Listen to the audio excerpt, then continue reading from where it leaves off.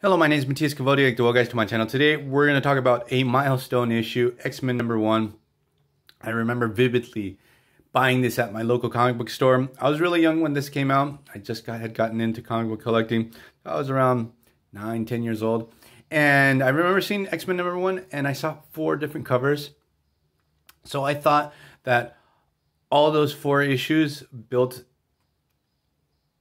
one X-Men #1, like they're all 4 different chapters. So I bought 4 of them. I had no idea of the whole situation with varying covers. I was really young, so when I got to my house, I was really pissed off that I saw I bought 4 of the same issues, and I have 3 up until this day. The one with the Storm cover, I moved around a lot during the past couple of years. After I got divorced, I went to quite a few houses. And sadly, I lost that one the last time I moved. So that really sucked. So the story is written by the legendary team of Chris Claremont and Jim Lee. I feel like the creative team knew that this was a really important issue. There's a lot of effort put into this. And the issue #1 is like the best X-Men issue, standalone X-Men issue ever, at least for me. It's part of a 3-issue story arc. The way the story is resolved and what goes on in the story, there's some narrative issues, to say the least, but it's a really awesome story. Like I forgive everything over nostalgia. Jim Lee's art is just incredible. Joe Rosas does the coloring. The coloring really pops out. That's like the art and coloring. When I opened this up the other day, I was on a flight going to Tierra del Fuego. It's like 4 hours away from where I live. I read this on the flight. And it really impressed me. Like I sat down and said, "Holy crap! They did like look at this awesome job." So this issue establishes a lot of really important stuff. We have Magneto back as a villain. We have the Blue Team. This is going to be the Blue Team series, the X-Men series, and the Gold Team is going to be on Uncanny X-Men. I always loved Blue Team more than the Gold Team. Also during this time, we got the Marvel trading card series, also illustrated by Jim Lee. That was freaking awesome too. And I think this is the most sold issue ever. I think it's like this one comes first, and then we have X-Force after that. I might be totally wrong. So the story starts off with the premise that we have a group of mutants. They stole a aircraft or a spacecraft and wanted to go to I was going to say the House of M. Asteroid M. They're tailed because since the craft is from S.H.I.E.L.D., S.H.I.E.L.D.'s not too happy they have a spacecraft stolen from them. They shoot them down. It leads to the death of a mutant. Magneto intervenes, and he discovers that these mutants sort of have like this very high reference toward him. Reverence, not reference. Sort of to the point that they see him as a mutant messiah. These mutants are actually going to be called Alkalites. They're headed by a character that makes his first appearance, Fabian Cortez, who I freaking love. I love how much I hate Fabian Cortez. He's an awesome villain. So one really cool thing about the story is the X-Men are back. They've done a full circle. They had left the X-Mansion for a while. They split into teams. Like the original X-Men became X-Factor. The rest of the team went to Australia for a while. They were thought they were dead. The New Mutants went off with Cable. Xavier's back because he had gone into space. So everything's back to normal. It's basically a restart for the X-Men. And each panel, man, Jim Lee, they all look freaking emblematic. Like, look at this one. This page here is like everything has jaw-dropping art. The way each of these characters are established here, at least in my mind, are like the definitive versions of each character. Like Archangel with the metal wings. I always love Wolverine more with this brown costume. This is the definitive look for Gambit. Psylocke has always sort of stayed the same. I also liked Jean Grey's look during this particular time. Cyclops 90 look, also totally awesome. Even though I do like the House of M Cyclops. No, not again with the House of M. The Hickman era Cyclops look. What else can I say about this? So Magneto is really bent out of shape over the death of this mutant being attacked by S.H.I.E.L.D. So basically what he decided to do is go find that submarine that he sent to the bottom of the ocean way back during the 80s.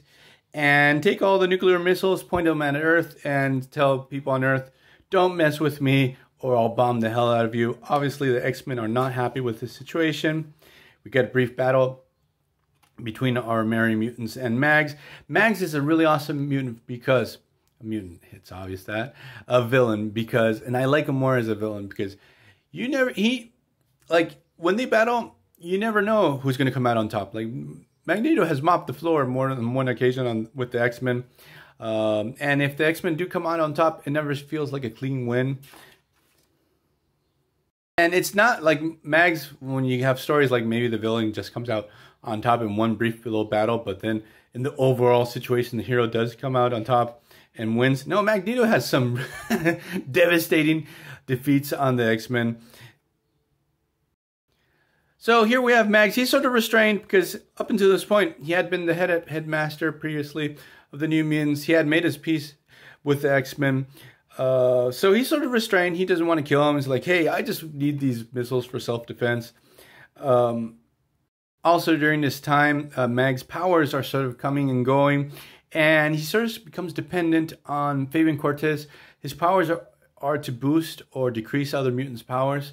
So he sort of becomes addicted and dependent on Fabian Cortez. Obviously, Fabian Cortez is going to use this to his favor. Then we get the Alkalites attacking Genosha. And the look for the Alkalites, too. They look freaking awesome. All these characters that they started, the team up of Chris Claremont and Jim Lee during this time, they made a lot of new characters. Like, you got the Alkalites, you got Omega Red. After this, you get Maverick. Look at this. Like, this is issue number 2. Look at this. This looks freaking awesome. So we get a showdown on Genosha between the X-Men and Magneto.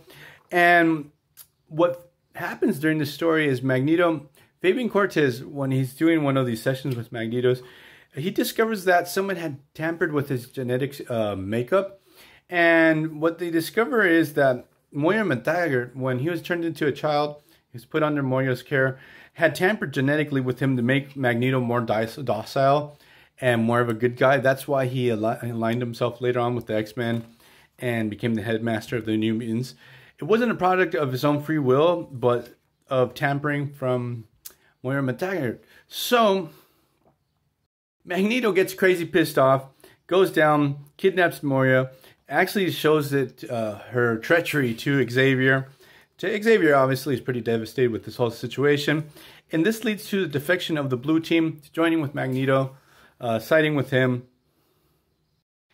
So we get the Gold Team. They start training to rescue Xavier. And they're not sure of the situation, what happened with the X-Men. They train just in case if they have to fight against them. The whole battle between the Gold Team and the Blue Team feels really, really forced and very poorly written because they're not under mind control. Like, I can understand why the X-Men would side with Magneto. Like, it's a stretch, but I do understand them. But the whole conflict between the X-Men, both the X-Men teams, feels really weird. Especially Cyclops blasts Jean Grey on the spot. Like, he could have straight up killed her. They're not even acting, but like in 2 pages, we get a 2-page brief battle, and then they make their peace, and they start attacking Magneto and the Alkalites. Asteroid M actually starts falling apart, falls into the ocean. Both X-Men teams are able to escape. Obviously, they're going to tease that Magneto died during this situation. This was the end of Mags, but we know this wasn't the case. Especially after this, we get Fatal Attractions. So I'm going to leave this video here. What do you guys think about when... Do any of you guys remember when this first came out and your expectations with this particular group of issues? So I'll see you guys next time. Bye.